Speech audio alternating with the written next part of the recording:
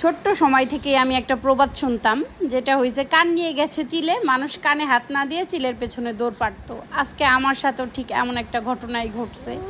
আসলে পজিটিভ জিনিসও মানুষ যে খুঁটে খুঁটে নেগেটিভ কিছু বের করে, এটা মানে কল্পনার বাইরে। আর কিছু রিলেটিভ আছে, সামনে গেলে এত হুজুর হুজুর ভালো ব্যবহার করবে, অথচ পেছনে লাইগেই থাকে। আপনি যাকে না ভাববেন যে এই মানুষ আপনার পেছনে লাগতে পারে, ঠিক এই মানুষই আপনার পেছনে লাগবে। এটা আপনি মিলাই দেখেন। আমার দূর সম্পর্কের রিলেটিভ লাগে, মানে আমার শ্বশুরবাড়ির দূর সম্পর্কের রিলেটিভ। এমন মানুষ দেখলে আমি সালাম দেই, বড় ভাইয়া বলি, কেমন আছেন বলি।